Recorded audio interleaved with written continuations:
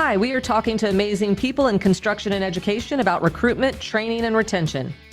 Welcome to the Builders Table. I'm your host, Jennifer Wilkerson. I'm excited that I have Melissa Perkins with us today. She works here at NCCER, and I'm having her on the podcast for the first time. Welcome, Melissa. Thank you. I'm excited to be here. It's my first podcast.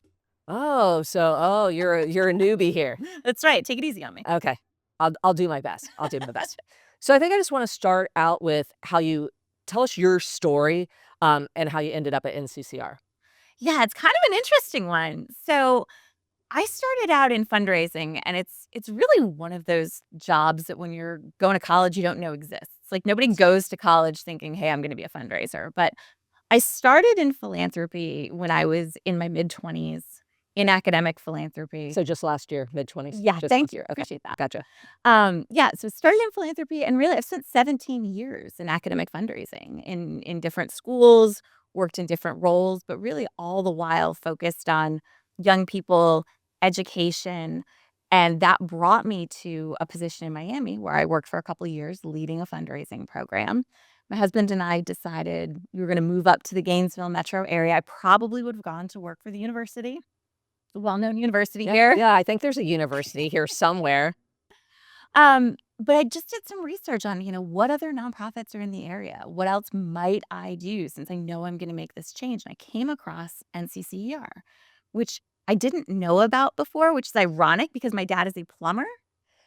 Okay. And so I thought, I'm just going to write to them. Like I took a look at the website and I'm like, there's nobody here that really does what I do. And I emailed Boyd Worsham and I said, hey, I'm me. This is what I do. Do you want to have a conversation? And he said yes. That's the great thing about Boyd. So we got together. We met in his office. He told me more about NCCER.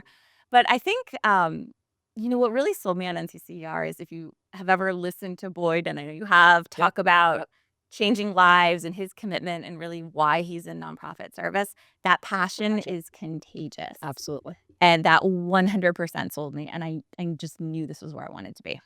Well, that's awesome. And we're glad that you're here. I'm glad to be here. That worked out really well. I love it. So I'm going to slide something in here because there's another reason that you like this area, Gainesville. I know you had no idea I was going to ask this, but let's go ahead and talk about the other reason that you like this area. We moved to this area, my husband and I, because we are cave divers. Yeah, say that one more time. We enjoy exploring underwater caves. So on weekends, in my free time, you can very often find me 100 feet underwater in a dark hole. Which is totally opposite than philanthropy when you're out talking to people and raising money. I mean, they're both really calming, but kind of energizing. Like there's some synergy. You got to be creative, but it's there. Okay. Well, glad that we have caves in this area that you can dive. So worked out well for us. Talk to us a little bit about philanthropy and why it's important to companies. Yeah. So philanthropy as a whole is really about how individuals or organizations give back. It's about how they support causes, people, charities, things that matter that ultimately make our world a better place at the broadest sense. From a company perspective, it's really important because organizations are pulling revenue out of communities, but they certainly want to give back and they want to support those communities too. It's part of a broader ecosystem. And so I really look at corporate philanthropy as helping a business further its own mission by giving back to the communities that are supporting it. That makes sense. I mean, I haven't thought about that before in exactly those terms, but it makes complete sense on why a company would want to be involved in that. So I think it's really interesting. What's the difference between philanthropic giving and like grants and scholarships? Because you hear a lot more about grants and scholarships, and a lot of companies have both of the amazing ones set up. So tell us a little bit about that. Yeah, so philanthropy as a whole is just the broad category of giving to a charity, right?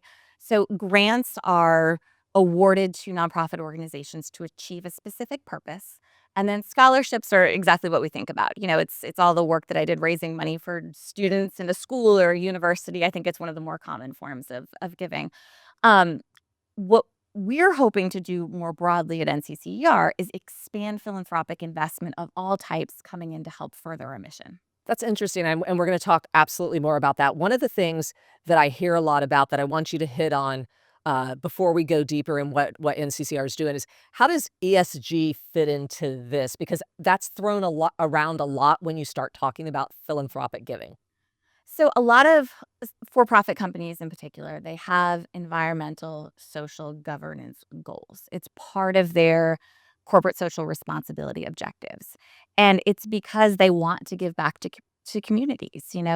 Businesses, for-profit entities, they see themselves as having a role and a responsibility to make a difference. And so I really look at ESG as social impact. It's how these organizations are facilitating change in the areas and with the priorities that matter to them that align with their broader corporate goals. That makes sense. I mean, you hear terms like ESG and this, social impact and things like that, but you don't think about the responsibility of the companies and what they're doing for that. So I really like whenever you're just understanding that better. Um, what are some of the impacts that you've seen as a result of a company's philanthropic giving? So it's interesting because it can be micro and it can be macro, right? So at the micro level, you can specifically drive change and economic development in a community by giving back. But I think at the broader level, companies have an opportunity to demonstrate their commitment and their social awareness to their customers. And as you look at how younger generations are coming up and making their buying decisions, they're very interested in finding companies that have a desire to give back. They're looking at the social investment of those companies, and in some cases, that drives buying decisions. Absolutely. I think that's a really good point, and I think we see, as you're saying, especially in today's generation, we see a lot of young people that want to have some role Yeah. in that type of impact, and I would imagine companies that are doing that wanna work with other companies that are doing the same. Yeah. So that's a kind of a connection. Yeah, I think having like-minded organizations partner together, it makes a lot of sense because it adds to your value proposition. Absolutely. So, what is the best way for a company to determine, like, what programs should they support? So, if there's someone out there, they do a little bit, or maybe they're not doing any at all, and they're trying to figure out, well, where do I give? Yeah.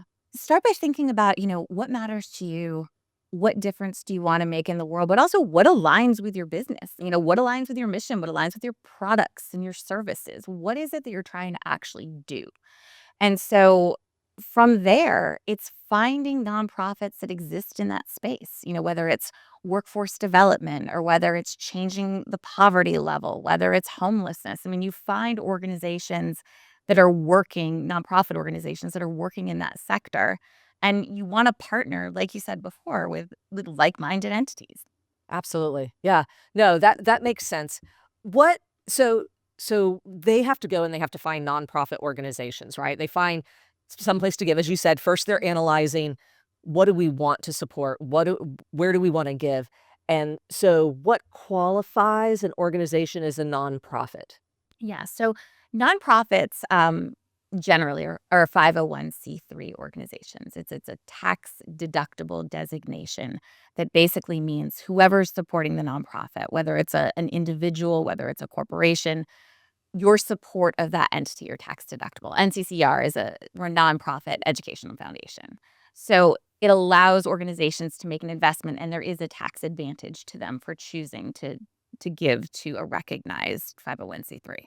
That makes sense. And are there certain things a nonprofit has to do to remain in that kind of classification as being a nonprofit? Yeah, I mean, mission delivery is a critical component. We go through a very rigorous audit every year to make sure that we are holding up our end of the bargain as far as the federal government goes and, really doing what we say we're going to do. But I think more importantly, we have a mission to deliver to our donors and report impact on the programs and achieving the goals we say we're gonna do, and I think that's probably the most important and the most visible way that if you're looking for a nonprofit to support, look to how they're talking about mission delivery. Look at how they're stewarding their donors. That's really where you see real impact. Yeah, if it was me and I was at a company, that's what I'd wanna know. Are they actually delivering on what they say they are? Because you could certainly invest, give, I shouldn't say invest, you can give and then find out that the organization isn't really doing what you thought they were doing. But I think invest is an important word because it is an investment. I mean, it's a philanthropic investment. And when you're making an investment, you're looking for ROI. And in this particular case, that ROI is impact. You're looking to achieve some social good as a result of your contribution. And that's kind of how I look at it. And when I'm thinking about, shaping a fundraising program or communicating with donors, I want to be able to demonstrate tangible results that they can then share with their stakeholders. Yeah, and so again, so important for a company to be looking at these things too. Mm. And we don't necessarily always think about that, you know? At least I don't. I think about, obviously, fundraising, as I said, grants and scholarships, and then you just think about giving somewhere, but how much do you look into that, and how much do you do, and what is that organization doing? So I think it's really important. Um, so let's talk about what you're doing here at NCCR. Yeah. So that was the really exciting part about joining NCCER. It was a blank slate. We got to build a program from scratch because we have, all the great work that's happening on the curriculum side to train craft professionals. But there's also a lot of great opportunity to change lives by attracting more people to those craft positions. And so when I was thinking about how to build a fundraising program at NCCER, I looked at, you know, who is who's our base of supporters? Who are the other organizations that exist in our ecosystem and what are their corporate social responsibility objectives? And so I really looked carefully at how can we align our programs with the objectives of those in the same marketplace. So there's synergy. So there is that desire to partner.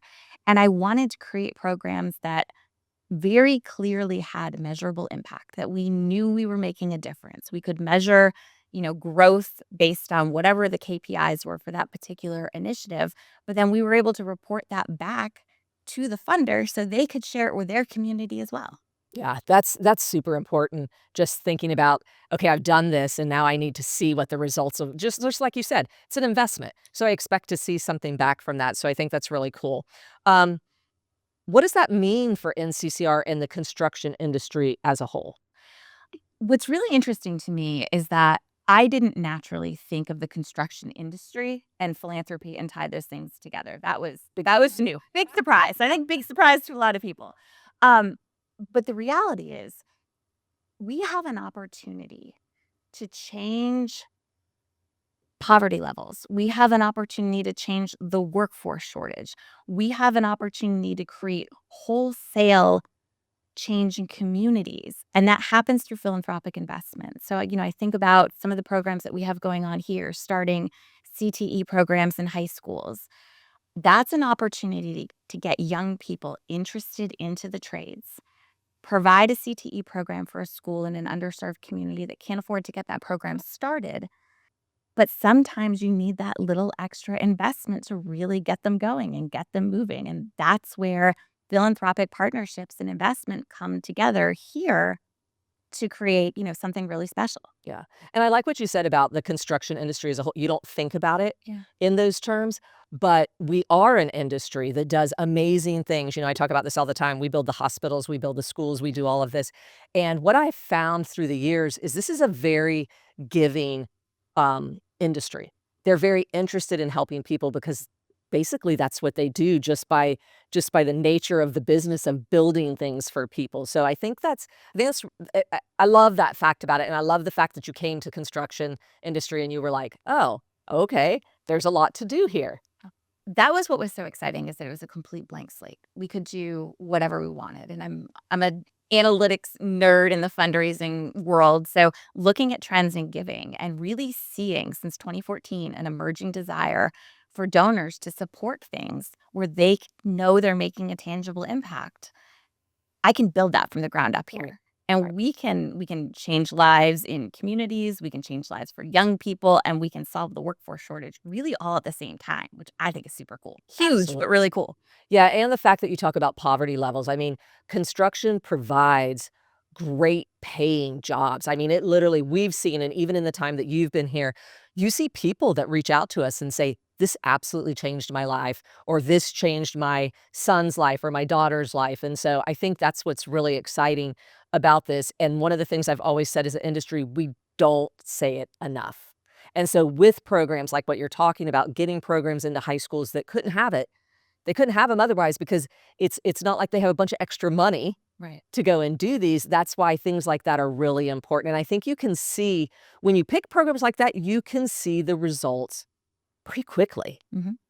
And they have a compounding impact. So Yes. you have a donor that makes an investment to start a new CTE program this year. That program continues because they have all the tools and materials that they need. And what starts out as, a small group of 25 students, all of a sudden in 4 years, you have 100 new craft professionals that have come through that pipeline because one donor started a single program. Absolutely, absolutely, and you're seen by those students as somebody that's making an impact on them and their lives, so therefore, as a company, I mean, that's what you were talking about early on, right? Like, students, people are looking for these types of companies, Mhm. and so by giving and helping, that's what they're looking for. Yeah. They're looking for companies like that. And it provides those companies with an opportunity to be visible in the community. Yeah. They can go into those schools, they can talk about, the work that they're doing, the jobs that they have at career fairs. And I think it really helps advance some of the missions and those social responsibility objectives that companies have and builds connections in communities. Yeah, no, absolutely. So, what are you're here, you didn't expect to be in construction, you're doing this. What are some of your personal goals? Um, as a person, my goal, I wanna leave the world better than I found it. I think that's why I've been in I nonprofits feel like longer we're in Miss America now. contest. Little bit, yeah, right? I do wanna leave the world better than I found it, but I wanna change the face of the nonprofit industry in a way that people see impact-based giving as a norm rather than the exception. I want Mm, people to see that you can invest in a specific program. You can partner with a nonprofit to see a measurable impact. And I think for so many that's an outlier. It's really hard for nonprofits in some cases that have legacy programs to figure out like what are our KPIs? How do we know if we're making a difference? And I think nowadays that's something donors are demanding. I think they want to know, I could give this contribution anywhere. I want to know it's going to matter. And so for me, I really want to develop that as as a standard.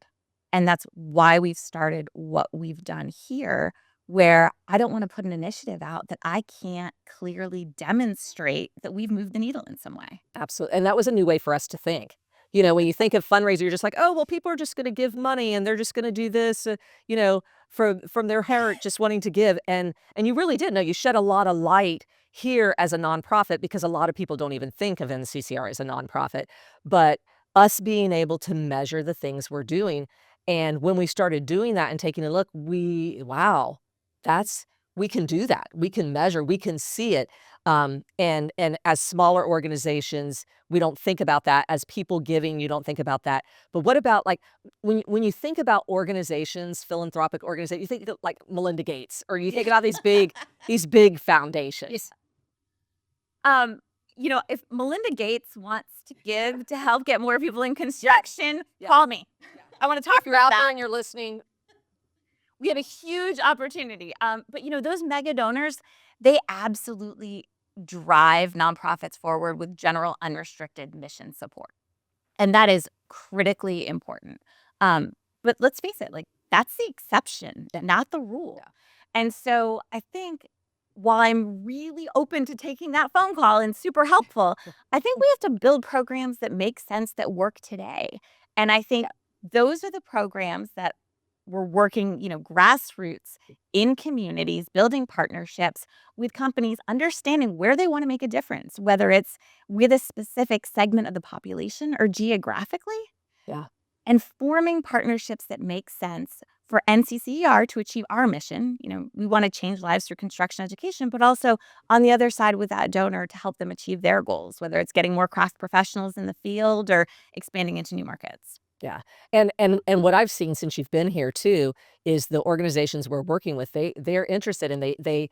they go at it from different ways. Some of them are like, "I wanna affect," like you said, "this geographical location. Here's where I want my giving to go to," and then others are more open about they still wanna see the KPIs, but it doesn't necessarily have to be, to that designated, right? Right.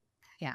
And I think, what's great here about NCCR is the leadership, executive leadership, our board have been really flexible about letting us do things that make sense for our partners. And we've been able to be nimble and responsive. And, when I first got here, I think I felt a little bit like I was speaking a foreign language. You were. Um, but now that we're all on the same page, we're able to do really cool things. And we are a scrappy, flexible organization, and we can craft things on a national scale. And that's really cool and really powerful. No, I absolutely, and that's the key, right? Like, we can do it at a national level that sometimes other organizations may not be able to do. Right. The other thing from your perspective, so not you were in the construction industry, even though your father was a plumber, this wasn't like, you went to school for something else, you were working in academia and doing all of this.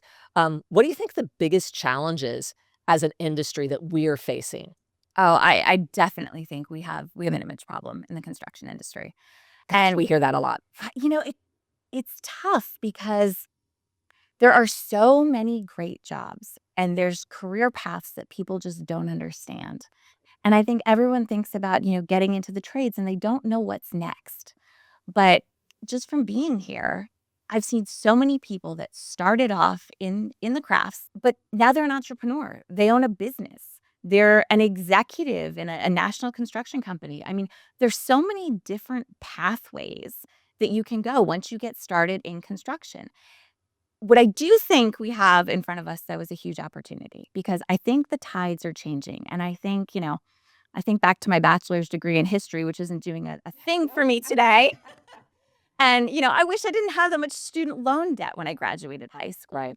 And the good news is young people today are a lot smarter than me, and they're seeing these opportunities. And what we need to do is talk more about them and really get more people excited about the possibilities because it's a great way to live your life and build your career. Do you have any suggestions on how we do that? I think it starts with parents, to be honest. I think the good news is young people are really seeing opportunities on their own. I think it's me, it's the people of my generation that need to not say, "Hey, you have to go to college." Right, right. I think, obviously, going to college is great, served me super well, but it's not for everybody. And having been in schools for 17 years, education's shifting too. And so we're moving much more to hands-on, project-based learning that really guides student outcomes, and that's really becoming the norm and the best-in-class standard in education. Well, CTE education's been doing that for a really long time. Yes, It's yes. just got blackballed. Yeah, yeah. What we need to do is, elevate CTE education to the same level that college prep courses are, AP courses, because those students are every bit as talented, and that is a much better path for some learners. You talked about, and I completely agree, but you talked about more engagement, and we're seeing some of this movement. Why do you think that's happening in the education world? Yeah, I think it's a variety of factors. I think the prevalence of I think the student loan debt situation. I think young people are becoming more savvy consumers of education.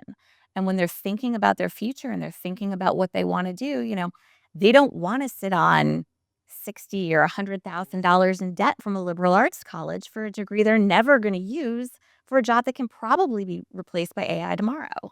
And so I think we're seeing a sea change partially because of the interest in hands-on, but also partially because they're looking for sustainable careers. They want to know they can have a job and support themselves and feed their families. I think that's important for people. It's really interesting when I think about that. I think part of the problem whenever the answer to success was go to college, Yeah.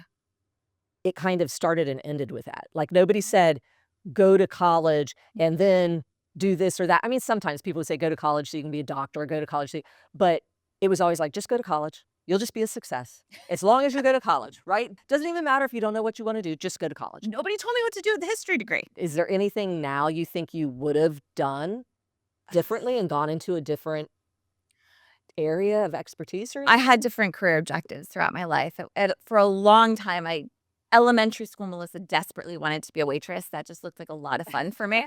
I wanted to be a marine biologist Okay. for a good long while. That tracks a little with my hobbies now. So there's some crossover. Yeah, there is crossover with what you do now. Like, there's probably some jobs I don't even know about with cave diving. Like, I'm certain there's things you can do that, but we would rather you not. I'm here now. You're stuck with me. Yeah.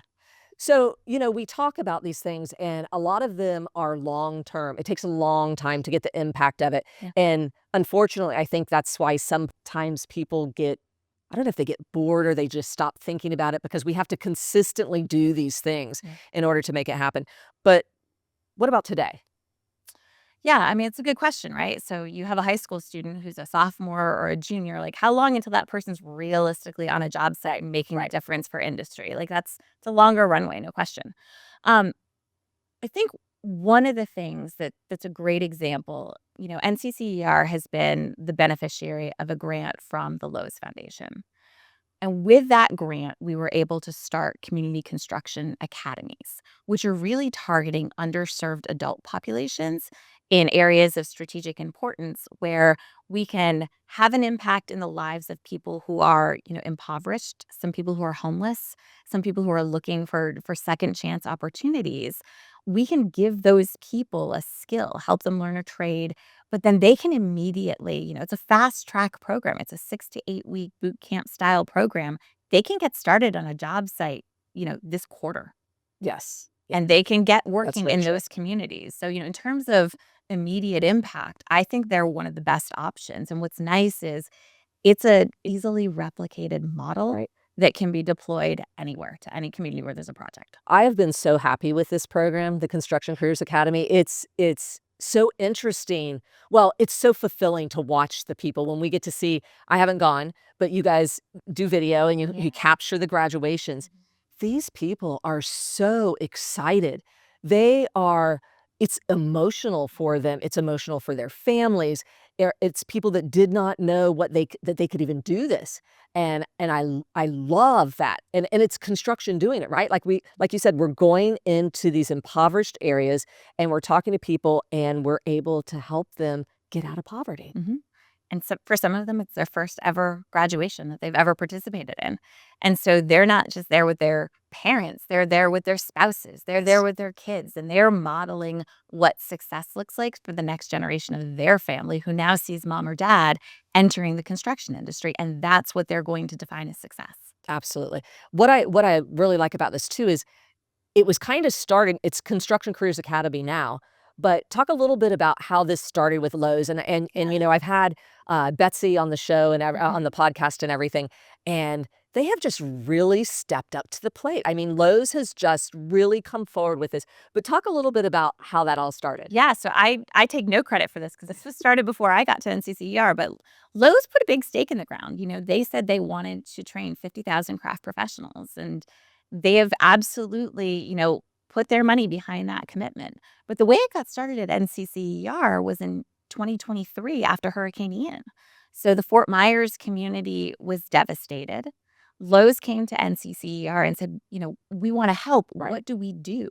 And together, NCCER and Lowe's built a rapid recovery construction academy, which served the community of Fort Myers, trained 50 new craft professionals, helped people who were displaced by the hurricane and living in their car, or maybe they were a waitress or a server, and the restaurant they Melissa's worked at. dream job. I know. Melissa's dream job. However, unfortunately vulnerable to hurricanes because those restaurants got washed away. That's true. Um, so by learning, they learned carpentry, some of them learned masonry. They were able to not just find a job that had staying power, they were able to help rebuild their community, Yes.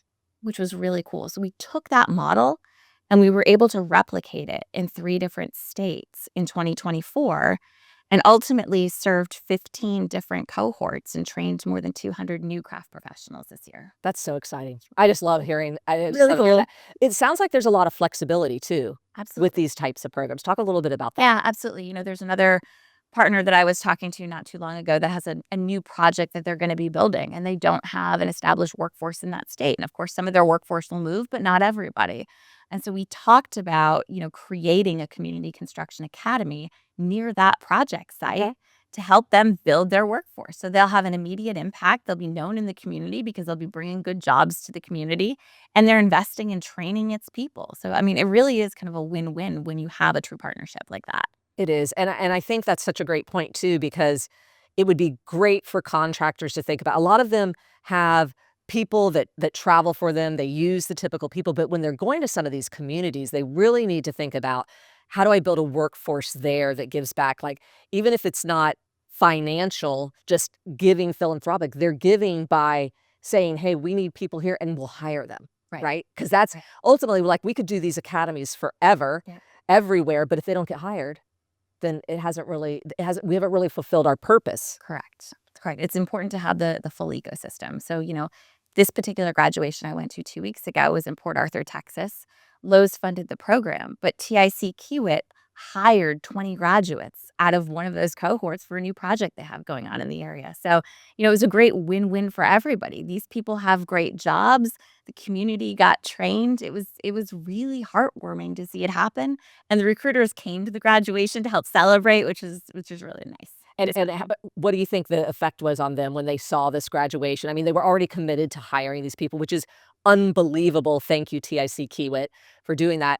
But were they emotionally affected? Did they see the emotion and the excitement of these people? Oh, they definitely did, and they also realized the opportunity, and Freddie Love is gonna be really mad at me for talking about this on this podcast because he didn't want anyone to discover his new talent pipeline, so, I think they're definitely seeing the value that the program has. That's so good. But yeah, can't be selfish. Got to spread it around. Gotta spread it around, spread the Gotta wealth. spread it around. If you had a magic wand, what's the one thing you would change immediately? You know, the hardest part about building a program from scratch is that I don't have a Rolodex of contacts at companies that want to help us do this work. So for me, it would be identifying who those potential partners are so we can get started with those conversations in the planning process for them and for us to help us create these programs and really map out, Absolutely. what are we going to do now and what's the long-term impact together. Yes, yes. And you also need to know their name, and you need them to answer the phone when you call. Yes, that would be very helpful. If I can call them and they call me back, that would be really valuable. So a lot of, one thing that I would say is people need to find out what's in their communities, what they're doing.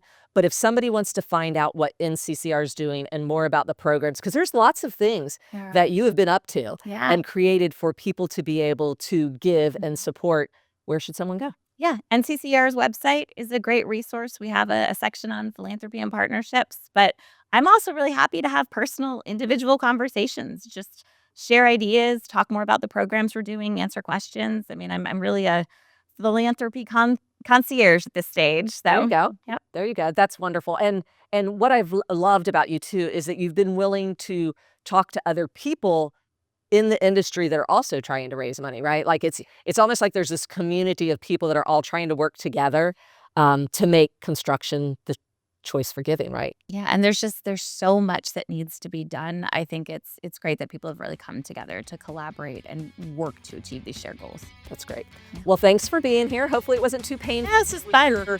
Your first dive. I think you took it into- easy on me. Okay, good. Thank you.